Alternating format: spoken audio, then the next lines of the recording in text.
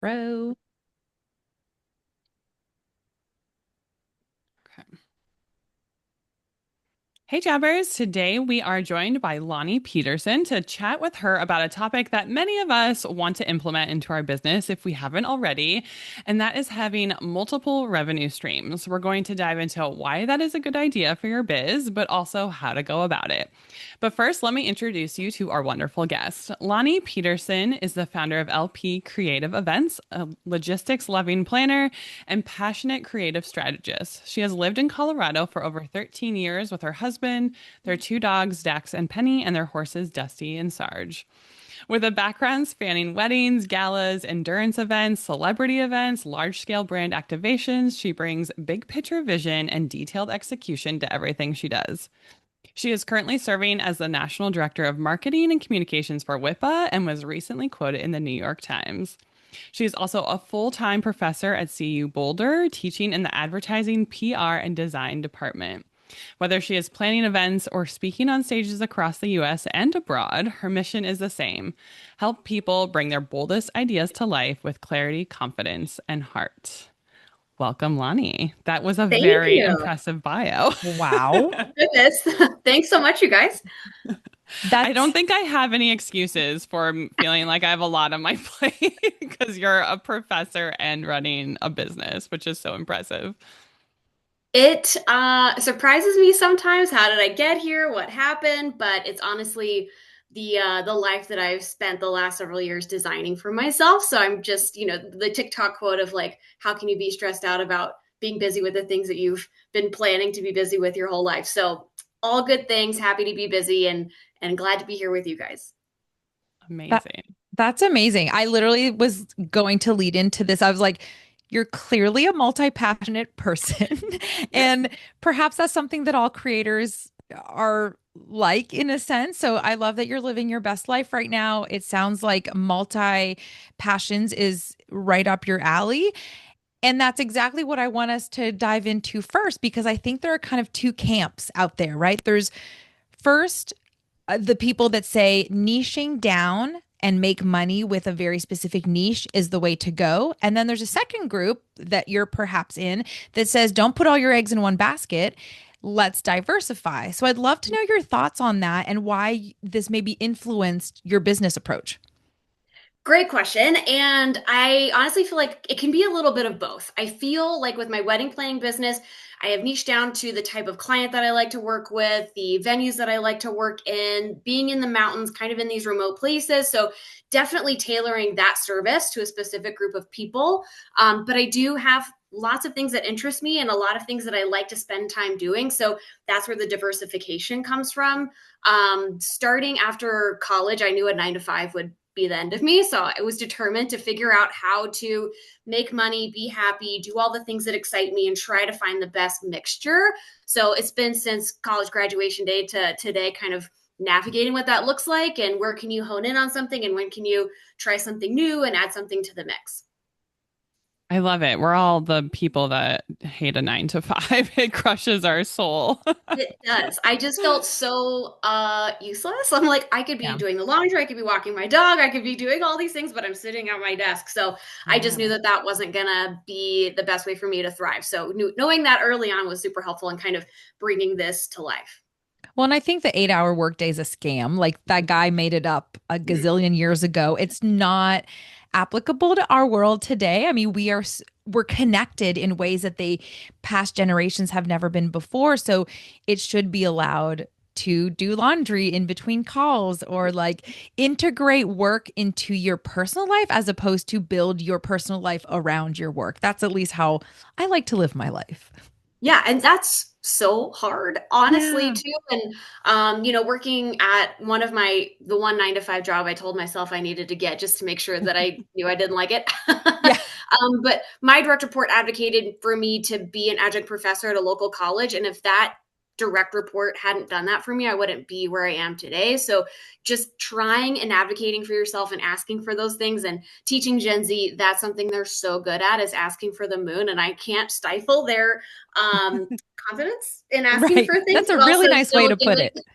still giving them some life lessons of like, okay, yeah, but here's maybe some answers you might get once you graduate school and you don't have a professor who's here, happy to kind of walk you through that scenario. So being able to be given access and opportunity to kind of build that has been huge. And you don't get that unless you advocate for yourself and something you might be interested in. I'm just curious, what was your one and only 9 to 5 job? Yes. Yeah. So I graduated college. I did a bunch of I was a executive director of a competition dance company for 10 years. So I did dancing and I grew up dancing, and that was my first passion and love. And I taught for a very long time. I got my Pilates certification. So that's where the like piecemeal of jobs and hours and doing things on Tuesday, Thursdays versus Monday, Wednesdays really started. And so I knew I couldn't do that for the rest of my life. So I went back to grad school, and one of the first gigs I got after graduating was as the event coordinator for Boys and Girls Clubs of Metro Denver, and huge learning opportunity, great team, did a ton of cool stuff, but I lasted about 18 months. Yeah. Because it's still a corporate job. It like we think events, it's going to be how we are in our own businesses, but it is a corporate event job, and that is very different. Yes, I come from the nonprofit world too. Yes. And it's tough. Like it is tough. And especially it was the two of us as the events team. And we had a great development department. We had 15, 17 other support staff in the development department, but we were the only two that really understood what events were, the type of work and time and effort that goes into it. So when you give, 18 to 24 hours in a 3-day period, they're like, no, get to work on Monday. I'm like, I'm exhausted. I've been on site for the last 3 days. So there just wasn't a lot of, understanding about the hard work and blood, sweat, and tears that do go into an event. And it was just like, spend less money, make more money. I'm like, well, here's the thing. If you want to make $1 million, I have to make it look like it's worth people giving me their money. So I can't, there has to be this negotiation and dance. So again, really grateful for the time in nonprofit and all the things I got to learn and the people I got to meet. But I just knew that structure just wasn't going to be sustainable. So what threw you into weddings specifically, or like starting that company? Yeah. So the event coordination job made me realize, dang, I know what I'm doing. I feel like I'm a little bit ahead of the curve of the people that I'm working for. So I was like, let's just see. So I chatted with my husband and we came up with a plan. He's like, all right, let's give it 6 months, give it a good try. And if you feel like it's going to go somewhere, then take off and run. But if it doesn't feel like it's taking off, then we'll revisit and we'll maybe try to find a different path. So we definitely had that conversation going into launching your business, because that's scary and it can be expensive. And it's kind of like learning how to ride a bike from scratch. So definitely giving yourself time to dive 2 feet in and really dedicate energy, and learning and absorbing as much as you can is huge. And so when that began, I saw weddings as volume.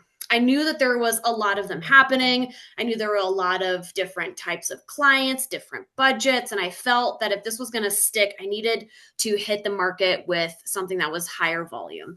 And I think one of the benefits of myself coming from fundraising and nonprofit and corporate and that kind of logistical structure into weddings, I bring a unique skill set into the social event and wedding sphere, having seen and heard and done so many random things that apply to weddings. So I was just able to learn the structure of a wedding day. What are those logistics, building those vendor networks that I started in nonprofit and kind of translating them over to the wedding scene. I put my storefront on Wedding Wire and I had an inquiry in 3 days. Wow. So I was like, okay, so let's just kind of see where this goes, and just kept evolving and learning and changing. And, 9 seasons in and we're still evolving and learning and changing. So it's never, you can't predict year to year. You just have to be ready to kind of roll with the punches and make changes as they come. Because when you say you were going in with a volume strategy, and in my opinion, that is very different than what a lot of people are doing or striving to do now, which is they're trying to be higher price point to do less, right? But you're like, hey, there's a ton out there. And so you're hitting probably different price points. And does that mean you're offering many different types of services? Or what was your strategy for the volume piece of this? Yeah, I think my dance background really gave me the work ethic and the ability to try and change if it doesn't work. I knew I needed to earn my stripes, so to say. So, not being able to go in and charge $1 million and do the next celebrity wedding, like that's unrealistic. I can do that. I'm physically capable of doing it, but you got to earn your stripes. You got to get in there and do the hard work, especially with events. You're not going to learn what you need to learn until you're really getting your hands dirty.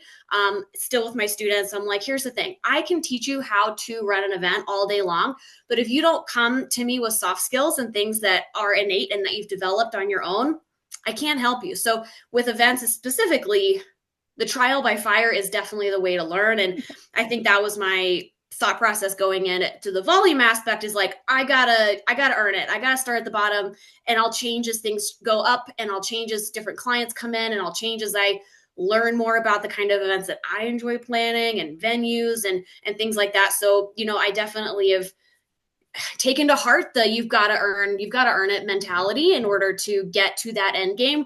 No, who could say how long it's going to take till the end game or where I feel like I've made it, but you got to start at the, washing dishes before you can own the company. Totally. Yeah.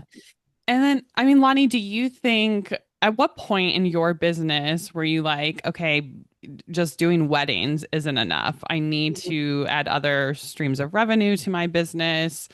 That felt, I guess, good for you, but also having a team of people that you support, which is also a whole other thing that can be scary sometimes. Yes. Okay. So with being a nonprofit and coming out of that and starting my business, I did need to take a little nonprofit detox. I was like, your soul kind of gets sucked out of you. So I did take a hiatus from nonprofit and corporate just because I needed to not be in that realm for a little bit and kind of start something new and have some other exciting things going. So eventually, like 3-4 years in, I had old contacts reach out and say, hey, are you available? We've got this. Can you help? And I would just say yes off and on when, I would get the request coming in. And then, even back in graduating college time, I would teach dance. I would do Pilates. I would do this. So when there was slow season somewhere else, something else picked up. So that kind of experience and mentality kind of translated into working not just weddings, but adding in back some of that corporate and nonprofit experience as well. Because when wedding season's down, corporate's going to come up. And, also if you don't mess it up with corporate, you might be kind of on a routine ask, and where wedding clients are hopefully one and done. And so that was just another caveat to adding a different type of revenue stream because it's a different type of client. And that was all in your business. Like this wasn't an outside W-2 job you were taking. This was just adding a different type of event to your offerings. Correct. Yep, absolutely. And a lot of those came from internal experiences and networks that I'd already built prior to starting in the wedding industry. So, people would come back and they'd be like, oh, shoot, we got a golf tournament. I remember Loni did a golf tournament. Let's see if she's available. And it would be a long shot for them a lot of the time. So like, I don't even know if you live in Colorado anymore, but are you free? So that's definitely, not burning any bridges, maintaining those contacts, because a lot of those vendors are interchangeable regardless of type of event you're throwing. And were you already teaching, being a professor at Boulder? So a little bit of both. So when I was at Boys and Girls Clubs, I started adjuncting at Metro State, which is just down the street in downtown Denver. That was basically my lunch break. That's how they sold it. It's like, she doesn't take lunch anyway. Let her go and teach an hour and come back. So that helped me get a little bit of attraction in the adjunct world. I have we are now professors together, but she was full-time a long time ago, and she brought me into guest lectures. So I was adding that to my CV. And then I got asked to adjunct at CU Boulder, and I was a very polite squeaky wheel every semester. Hey, do you have anything? Hey, I'd love to come back. Hey, what's going on? And, if you're responsive and kind, sure enough, you're going to get a class. And so I started adjuncting more regularly in 2019. And I just finished my second year as a full-time professor at CU Boulder. So that means like full contract, health insurance, all that good stuff. And I just got my 3-year renewable confirmed last week. So we're working their stuff for another. Yeah. I think that's a good case of like, just ask for what you want and be relentless about it until you get it, but be kind about it in the process. Yeah, absolutely. And what's the worst that can happen? No. Right. I mean, sure. But, Yeah. with adjuncts, it ebbs and flows based off enrollment and how many students per class and how many full-timers they have. And being on this side of it, I've definitely learned a lot more about how the academic structure works. But as an adjunct, I was like, I just love teaching. And sometimes you did a class and sometimes you didn't. So you just had to be okay with it not being a consistent thing. But if you were flexible and able to kind of show up and continue to ask and do the work, and students give you good reviews, and they typically will come back and ask you again. That's amazing. So, okay, in your business today, walk us through all the ways that you generate revenue.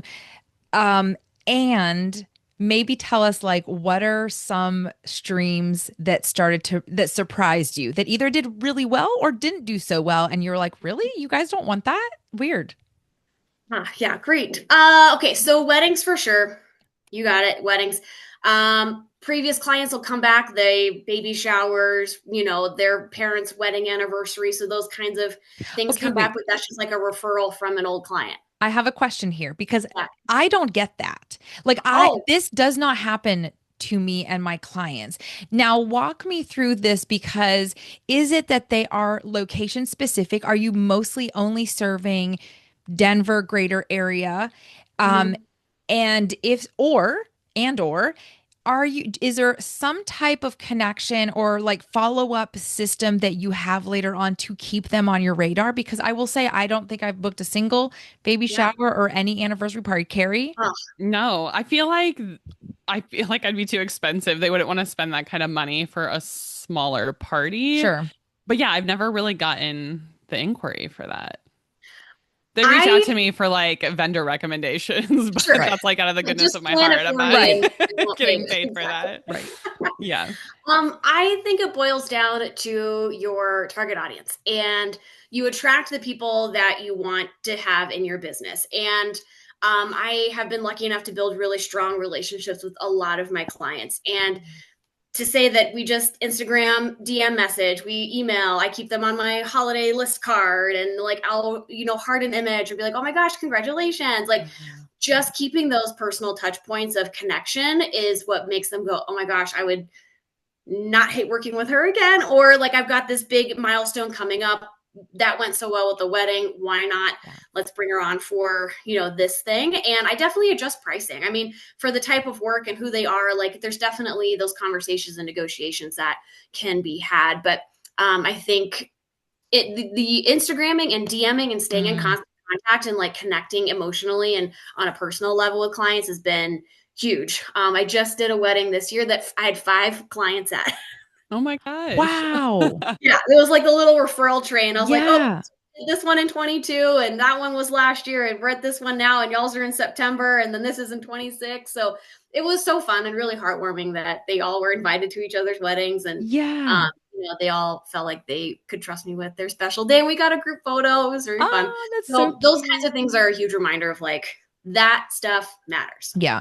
And Kari, I was going to say, if Loni can do it with volume-based clients, how we can do it with the handful of clients that we get every year.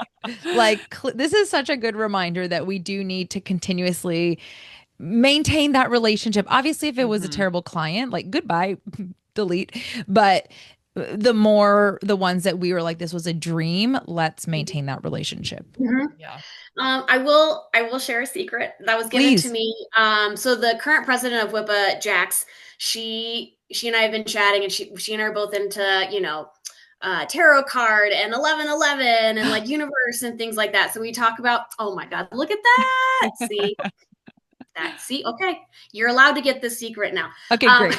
We're in. So she did a test run on her website, and she did the human design test for herself.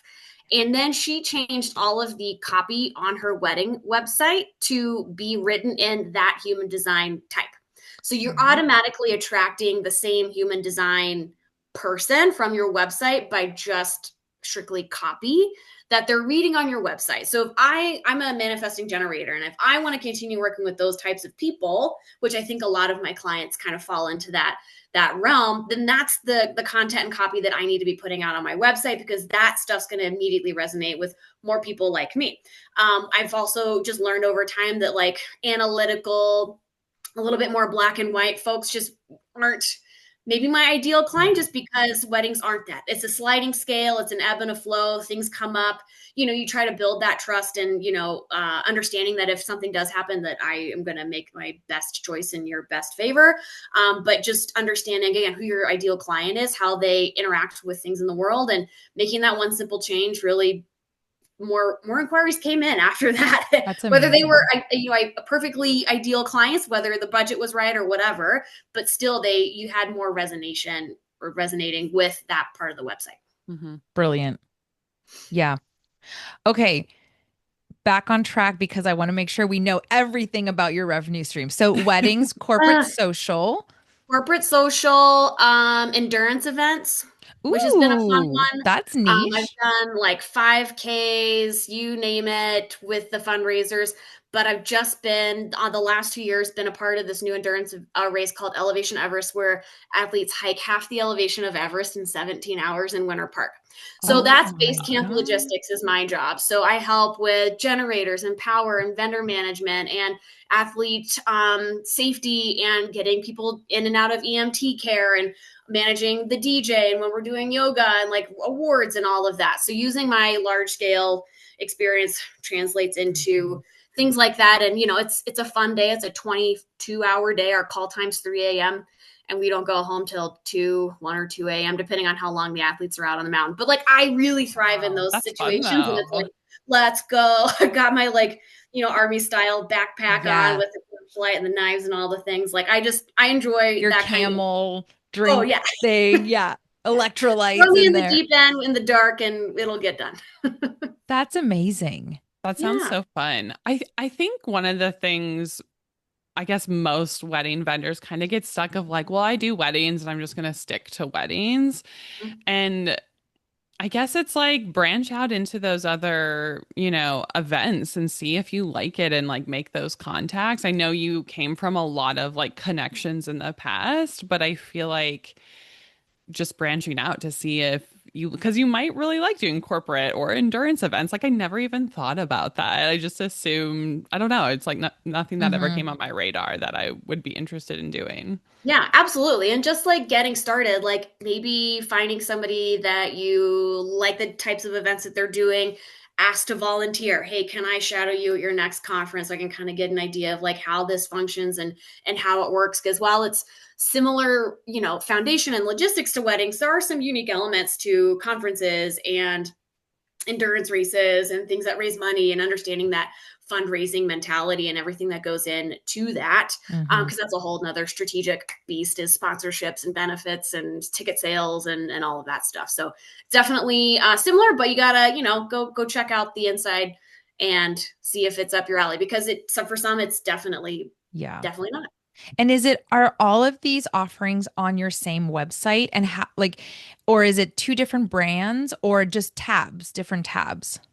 So I have changed my tagline to events and design, just because Smart. weddings is out of it. So it's LP Creative, events and design. So now it kind of is an umbrella feature of any and every and all things, Smart. while weddings is primarily on the website. There is a block with a picture and like event consultation and like some people that I've worked with in that space. So it is, but it's light because a lot of those contacts are internal referrals from things I've done in the past, or a friend of a friend, or a lot. Honestly, the last conference I got was from one of my freelancers. Their friends were starting a conference and they're like, you should talk to Loni. Oh my So here we gosh. are. Yeah. So I think it's all about relationships and, not burning any of those bridges, because you definitely never know when the next door is going to open. That is Yeah. true. Did Mhm. we hit all of your revenue streams? No. Okay. So because of the nonprofit side of things, you meet a lot of different and new and fun people. And so a lot of folks that have come from nonprofit in the events world go off to work for ad agencies or marketing firms and things like that. So I've had the opportunity to freelance for larger ad agencies and Cool. groups that do really large scale things. So again, a continuing skill set. I was able to work on behalf of Pepsi and an ad agency for a VIP party for the Super Bowl. And I was able to do a brand activation at Coachella for another ad agency. So just keeping those options open. And if they're like, hey, can you give me 32 hours? You're like, yep. Where do I got to go? Because that was such a wild and fun experience to think about 30,000 people, or what's this VIP experience going to look like for 800 people and you've got $2 million to spend? And like, what does all that look like? And how does that execute? And how do you manage that size of people? And then the teaching. So now we're done. Wow. Wow, that's impressive.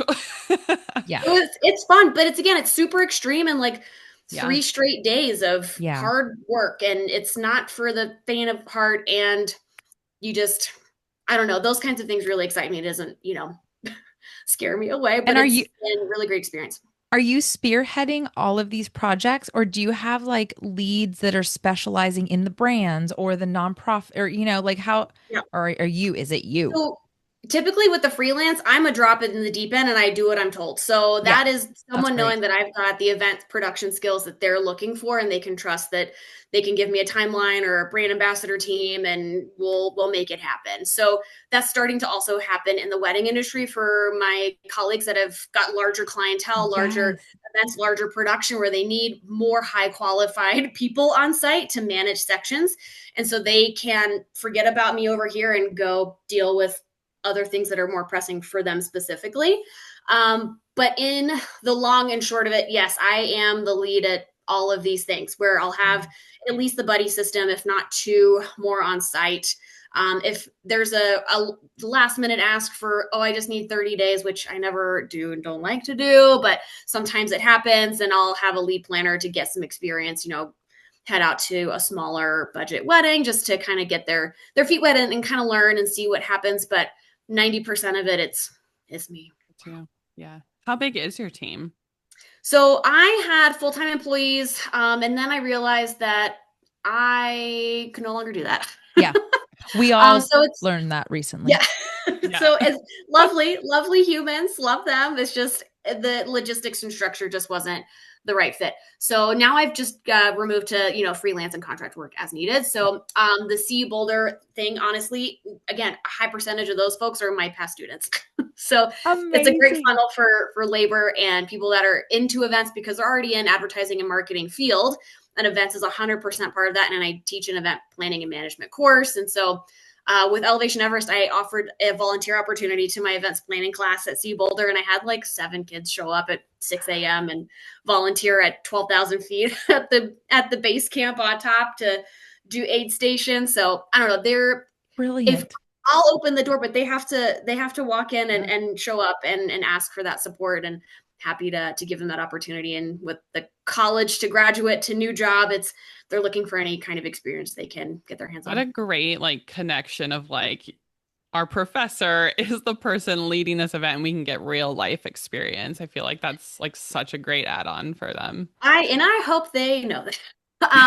It's also really fun though, because you already have some sort of, authority and, understanding and professionalism with them in the classroom. So when they come on site, I don't have to teach that. I don't have to showcase that. They just show up knowing that I'm going to do what this person tells me to do.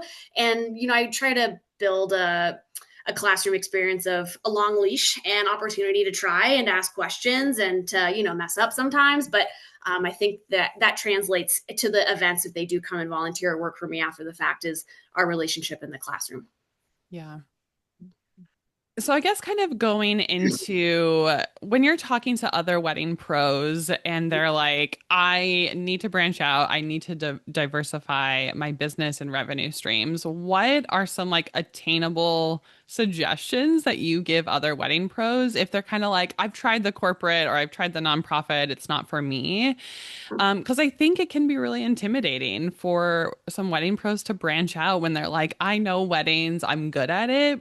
But also, Gabby and I talk about this all the time. For those of us who've been in this industry for 10 plus years, it gets a little exhausting. And sometimes we feel like we've already done this over and over, similar designs or whatever. But it's I want to branch out for my own creative, side of things, but also to bring in other revenue so I don't have to solely rely on wedding clients.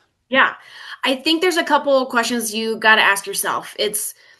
What are the things that make me happy, right? What are the things that light the fire and bring the passion? Is it being dropped in the deep end and trying something new? Is it working for 4 days straight, not knowing where the day is going to end? Is it creating a passive income stream? You're heavy on the front end, but then you set it and forget it and you watch the money come in. Is it an education thing? Similarly, like my energy is going to run out of being able to do events as frequently and at the level that I would like to. So my kind of exit strategy, even though I'm way too young to be exit strategy, is keynote speaking. So I've been really leaning into WIPA and my national board position and like talking to the chapters and building up that keynote repertoire. So that could be something I can fully transition to 5, 6, 10 years later, whatever it looks like, because that to me is, I'm committed to a weekend to travel, but then it's an hour of my time on stage and then I go home instead of 3 days in the weekend and it's an 18-hour day and, all the great things that come with event day. So I think understanding what your passions are, what goals you want to achieve with this extra revenue stream, and, not steering from that, because it's very easy to go down, well, this will make me a ton of money, but I'm miserable, but that's not the end game. Right. Mm-hmm. And similarly, I've tried the passive, like download workbook, Canva, like whatever. And that's just not for me. So I think understanding your own personality and what makes you excited to get up and do those multiple revenue streams is going to be step one into figuring out the way you need to go and what road you need to start walking down. And, similarly to the beginning of this conversation, ask to shadow people, ask to, take someone out to coffee and pay them for their time. The last thing all of our wedding professionals want to hear is, can I pick your brain? No, you can pay me $65 for 30 minutes. Like, I don't know what world you think we're living in. So, do your due diligence as someone who's trying to branch out and do something new and pay people for their time if you admire their work or where they've come, and, to get a better understanding of how they did it and how you can translate that into your own personal experience. I have a question about the passive income, because I feel like my social media feed is like, I make $1 million this month doing like downloadable Canva, whatever. So I'm curious, did you try it and implement it and you were just like, I absolutely hate this, because you were like trying to keep things updated, or were you just like, I know that's not for me, I'm not even going to start it?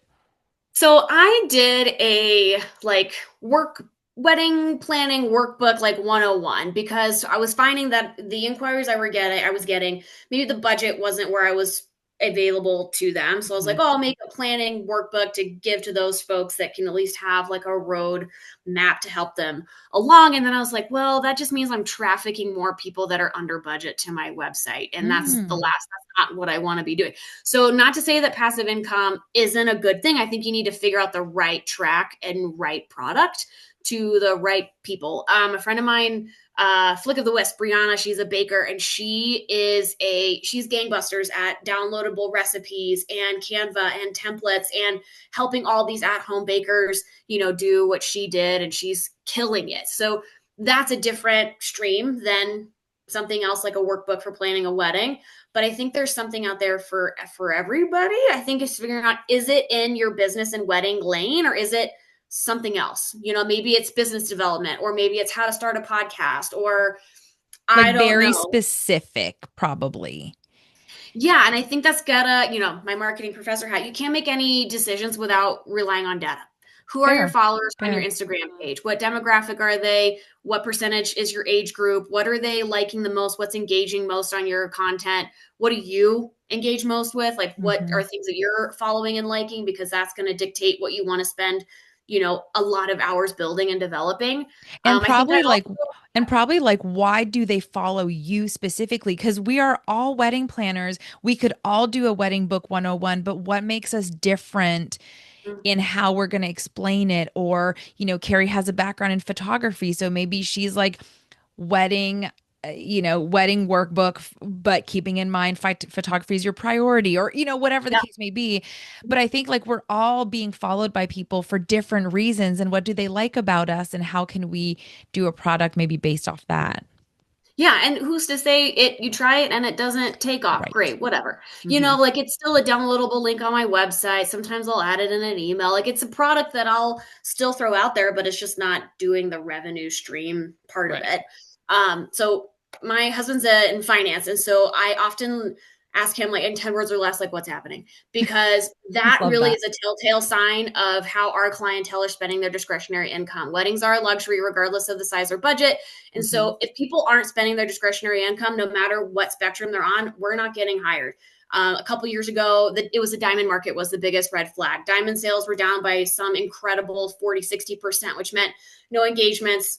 I'm not getting hired. My colleagues Wow. aren't getting hired. So then you can calculate like, okay, we're in a 6 to 8 month lull. So booking season is going to be another 6 to 8 months later. And Mhm. based on your vendor in the order of like typical hiring phase, like that might put, DJs even 12 months later, because hopefully people are going planner, photographer, Yeah. a little bit more higher cost Wait, or priority. Lonnie, I feel like this could be an email newsletter that we sign up for. Like you give us the TLDR of the finance world, you talk to your husband, you Yeah. translate it in wedding terms.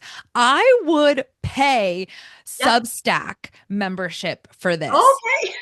Okay, I would because it dictates our whole industry and we need to know, like, I'm not going to put marketing dollars into something if things aren't happening for 6 months. Like I'm going to put that money in 6 months or 4 months, Mhm. whatever.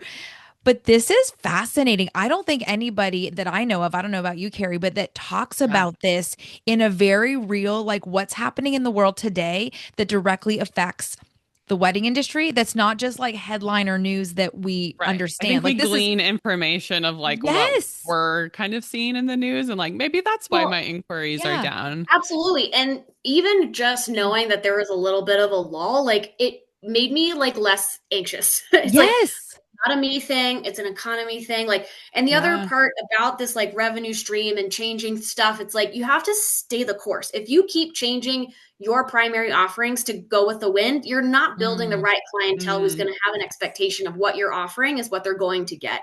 So if we are adding revenue streams, we have to be strategic about what it is. We can't just say, oh, now I have a micro planning package. Well, you don't do micro weddings. Like you're still going to charge what you're going to charge, but there are specific people out there that thrive and do really well in the micro wedding sphere. But even though we know that that's probably a trend coming, smaller weddings, like how can you use that knowing that, use that to an advantage for the offerings you're charging for. So I think, yeah, you still have to be pretty thoughtful about those revenue streams, and stay the course has been on repeat in my mind, because mm. it's you want to have a knee jerk reaction and make a change, but everything does this up and down, up and Yeah. down, up and Yeah. down. And whether it's a down, it's going to come right back up. So like, don't lose sleep over it. You just have to know that you've got a solid product and you're reaching your target audience, and what's meant for you will come for you. Lonnie, does that, I guess, two questions. Do you have your pricing on your website? And does your husband's background like give you insight into like, okay, maybe my pricing might look different based on what he's telling me the market is doing? I mean, obviously we all have kind of like our minimum, but are you sort of customizing for every client that comes through? Is it on your website? Do people know? Like, how are you kind of Yeah. handling that? I've dabbled with both. You have to kind of see what the Mhm. reaction is, because for some folks it works great and they bring in the right client that they want. I was realizing that I was not attracting the right client that I was hoping to work with, so I've removed my pricing and I've put words in like starting at, right? And I Mm. have two packages. There's not 42 to pick from, and I think I've found the sweet spot for the starting at, because I want to work with kind people who've got a budget. I don't want to work with rich assholes. So I think there's a sweet spot in what you charge and what you're willing to do for the price for the type of person. And that's going to be individual. Yeah, I think like a debate of that online all the time of like, Always. should I list my pricing or should I take it off? And I think even, a lot of people have been scared this year. So they're like, I'm not going to raise my prices, or I'm going to just kind of go off of vibes of like, I think some people are like, I'm going to lower it because I need the money and I need the client, and granted, they're not maybe telling them that, but I've seen a lot of conversations happening online of like, I'm Yeah. not raising my prices, would love to hear what other people are doing. But I I think think it's it's interesting to have like that knowledge from your husband too, of just like how the market is going and how that informs your business. Mhm. And I think us lowering our prices is contributing to the misnomer that weddings cost $35,000. So you, again, stick to your target audience, stick to your value and your worth and what you know you should be paid for the time and effort and your expertise you're putting into it. And as hard as the lulls are, they're going to come and go, which is why having a couple other things may not be bad, because it'll, reduce the stress somewhere else when something else is happening. And I think with teaching at CU, that's a consistent paycheck. So I don't feel the pressure to like say yes to everything and change pricing. And, even this year, I'm going to implement one wedding a weekend. Like, I'm not trying to cram 2-3 things in, because it's just not good for anybody's mental health. And I'm worried about my staff, and I'm supposed to be here. And so if I've had to say I'm busy to a couple inquiries already this year because I've already locked in that one event for the wedding. But then I'm providing a better service. I'm, less worried about everything that's happening, and I can give dedicated time to that person, which then better results, better reviews, blah, blah, blah. It's a snowball. So I think, it's hard to stay the course, but you gotta. Yeah. Okay. So Loni, if someone wants to test out a new additional revenue stream idea, is there truly a way for them to test it without fully committing, or are they going to they're redoing their website, putting their offerings up, and they're like, we're going, or maybe they do that, but then if it doesn't work out, they remove it. How has that gone with you or other people that you've kind of mentored on that? So this is a perfect example in my consumer insights class. You need to research your target audience and what do your consumers want from you and what problem do you solve? And with marketing and choices that you make, it has to be supported by data. You can't just throw spaghetti at the wall and say, let's see what happens. So with consumer insights, because it's all based off data, you have to find information that you have at your fingertips. So primary research, what can you do yourself? I can look at my Instagram analytics. I can look at my website analytics. I can poll my past clients. I can send them a survey. I can, collect all of the referrals that I've ever had and find consistencies of things that they said I was great at. Like, what are those things and pieces of research that you can collect that's at your fingertips? And then the secondary research type is, okay, what are the articles saying? What's the finance department saying? What is the economy saying? And then you have to merge those two pieces of data together, and you get this beautifully written insight, kind of like a thesis. And that becomes your roadmap as to how you navigate this and tracking your progress to making sure, did it do what I thought it was going to do, or did it do something different? So it has to be data-driven and strategic before you really start off in that creative path. And I think, who doesn't want to go plan something beautiful in Canva first, but we're, putting cart before horse. There's 9 different kinds of insights. So you need to think about what you're wanting to learn most. Is it you want to learn about the consumer? Do you want to learn about your product that you're offering? Or you want to do a future insight? What can I look forward to? There's also, that's 3 of them. I'm not going to bore you with the rest of them, but there's 9. So you got to figure out to your class. Like, we will make it out to your class. Yeah. And this is a talk that I do. And I give my 16-week lecture in 45 minutes when the live podcast from your class. I can absolutely do it in 45. But it just requires a lot of self-reflection, data collection, and understanding what data you are collecting. So it's even like, were they out of town clients? What age were my clients? How early did they book? What does that strategy look like? Because in order for something to even have the chance of having legs, you have to support it with what you know to be true, which is collecting data. And probably not doing it because your neighbor wedding planner is doing it. And I think the comparison game is something Kari and I talk about all the time. You can't not feel it in this world of social media. And I, think of a planner that we both landed in Nashville at the same time. And she has skyrocketed in a way that I am envious of. And I'm like, she's getting into all the venues that I want to be in. And I'm like, why? So you can't do that. You have to go that the fact is that she actually gets very different clients.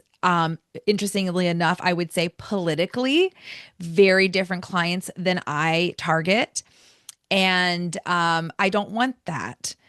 So I can't compare, No, absolutely not. And especially with Colorado, there's so many of us out here, but we're all so different and we all attract a different type of client. I'm not everybody's cup of tea, and that is totally fine. But there's enough for everybody. Honestly, even in the low times, there's enough for everybody. So understanding, again, your strengths, your values, and your priorities is only going to strengthen that direct connection to your target audience. And then when people find you, they're going to feel more emotionally connected to you, because that's my bottom line with my Instagram is I want you to feel like we're friends before you book, because that's how I build a deeper connection with clients, where we can have hard conversations. They can be like, yo, my mother-in-law's being a pill. Can you have a conversation? I'm like, yeah, I got it. Because that's where the value on the back end really comes through, is they're like, oh my God, I didn't have to talk to Uncle Tom the entire night because Loni dragged me out of that conversation every time. So just things along those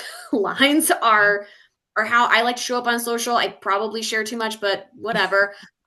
Everybody's got their level of boundaries and sharing out, and that's totally up to you and everybody's comfortability. And I don't know, that's just been my approach, at least for social and showing up and connecting with those right people.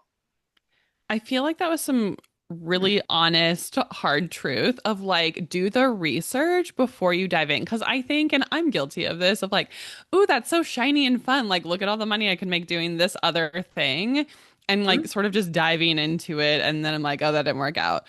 Granted, maybe I didn't put as much effort in, but I think a lot of us are guilty of like coming across people on social media who make you believe like, oh, I can just do this one, passive income thing instead of actually doing the research to be like, is this what my audience wants? Is this right for my business? And I think that's maybe what a lot of wedding pros need to hear, but we don't want to do sometimes. We don't want to put in the effort to do the research. We just want to like try the new shiny thing and see if it sticks. Yeah.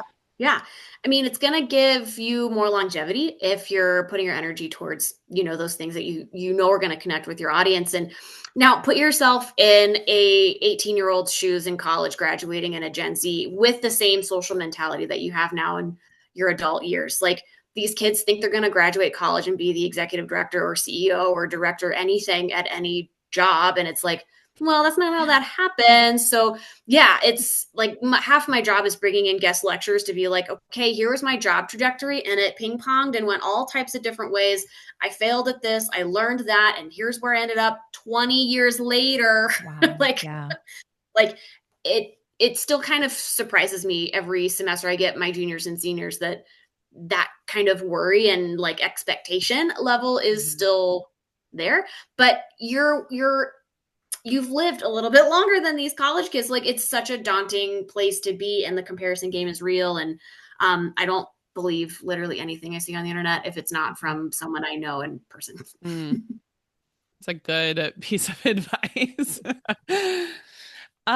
So okay, Loni, I have a couple more questions Gabby and I have for you, but I know you mentioned with your business, you sort of did like an umbrella, like events, and I forget what else you said, just sort of like not just weddings. Mhm. And I think sometimes wedding pros feel like their messaging might get convoluted by adding other revenue streams. So I guess what is sort of your best advice to keep the messaging clear, help to avoid confusion, or you're kind of like landing on that website and you're like, what do they offer? Do they offer weddings? I think what is sort of your best piece of advice for wedding pros when they do want to branch out into other revenue streams to keep their business like still their messaging concise and clear so that people understand and know what they offer?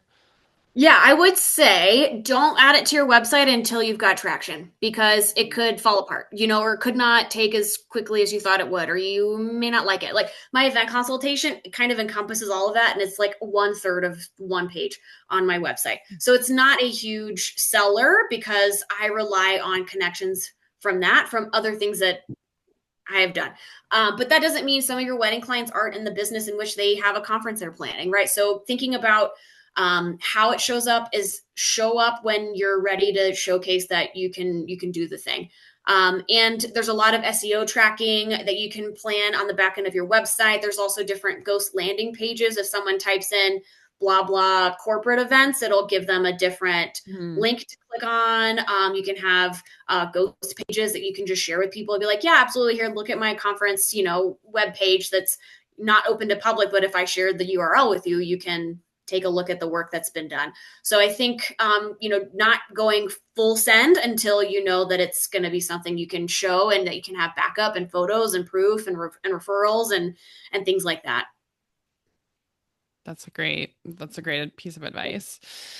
Okay, so Loni, as we close out, what is one thing that, or maybe a couple of things, whatever you would like to share for our listeners? What's a message or advice that you could give them about diving into building multiple streams for your business? Gosh. I when I was 30, someone finally told me that it's okay to have lots of interests. So, I was always told like you're too much, you're too busy. But I'm like, but that literally puts my brain into one piece. So I would say honoring if you have those feelings of like, I feel I can be doing so much more than this one thing. Listen to that and then do the research, the data collection. What am I excited about? What do I want to wake up and do every day? Is it a new business line? Is it in weddings? Does it even have to do with weddings? Is it a product? Like figuring out what those things are about yourself first, and then collecting information about your target audience and who you enjoy working with and how you better communicate with them, and leveraging your networks, asking help, asking for advice, paying people for their expertise, right? It's that stuff trickles and it happens faster than you might think, and don't ignore the urge to wanna do more and to try new things, because you never know what's going to come of it. And and the reasons why you're starting a new revenue stream. Is it to have consistent paycheck? Is it to cure your creative side of your brain? Is it to just diversify the types of events that you want to do? So there's so much in this range of adding revenue streams that there's a little bit of internal questions and data to collect before you head down any specific direction. Yeah. I feel like it's always important for people to keep in mind, like you can be more than just like one thing or the thing that you've done in your business forever. Like you can have multiple passions and start different businesses. And I think you're Yeah. a perfect example of like how many different like jobs and experiences that you have done, even within your business, but before that. And like you're also a professor. Like I think we sometimes get so locked into this idea of like, well, I'm a wedding planner and like I don't know what else, and sometimes it is trying to discover like what else do I want to be or Yeah. what else can I do in my life?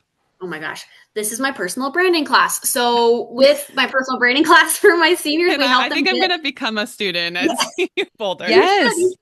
But it's like, how can I turn nannying and bartending into a marketable skill set and Mm, sentence about myself when I'm entering the advertising field? And so we take a look at the things that you have done and the things that you're good at, and how can we reframe them and restructure them to be a sellable skill to a completely new industry to you. Like being a nanny, what are those crazy skills that you're able to Mhm. learn as a college student and a nanny of a 3-year-old and a newborn? Like multitasking, time management, good under pressure, creativity, good at problem solving, and Crisis all these. management.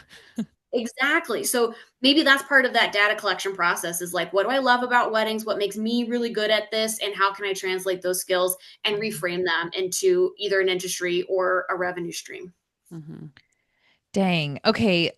Lonnie, this is such an amazing conversation. I want to clarify that do you currently offer one-on-one mentorship sessions? Because I made myself a note, call and pay for Lonnie's session. Yes, I do, but I don't get a lot of takers on that one. So yeah, absolutely. Oh my God, this is shocking information because this is exactly what I want to do. So expect an email from me on that. You obviously are speaking. That's amazing. So what would you say is the best way for people to connect with you? Where should we send them? And what do you want to focus on in 2026? In what revenue stream are you hoping to like push out? Oh my gosh. So my LP Creative Events Instagram, totally great. I'm on there. I have chronic phone problem. Email, I also have a problem there. I can't have unread emails in my inbox, so Ooh, I will yeah. respond to you immediately. Yep. So those two places, super great. Email Lonnie at LP Creative Events and LP Creative Events on Instagram. Happy to connect in whatever capacity you guys are looking for. And the revenue stream I'm looking to build on is that keynote speaking. I have been ramping up the volume. That's how you have to Mm-hmm. start, right? You're doing a Yep. bunch of stuff for free and for 250 and flights and lodging, but I would love to take that to the next level and start, increasing that speaker fee and doing a bit more of that. So in 5 to 10 years, someone will pay me 10 G's to show up for an hour of Yes. my time and then I can go home. So that's the long game, but yeah, to answer that question, keynote speaking. I freaking love this Amazing. conversation. Like, I have notes for my own business and I'm just like fueled. And I think on a personal level, I needed to talk. Like you needed to come into my life today.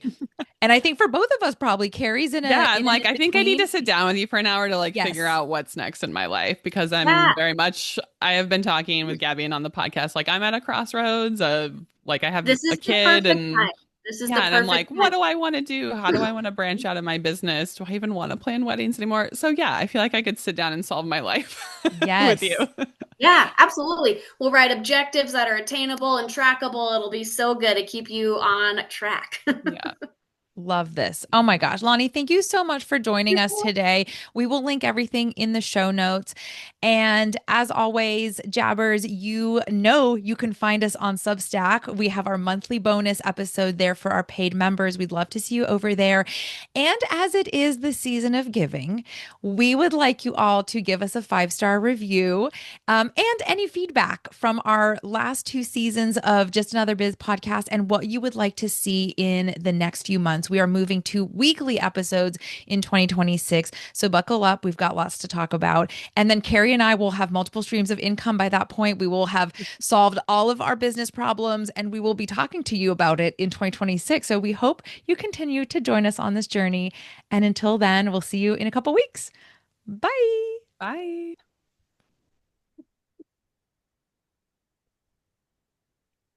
Never find the button.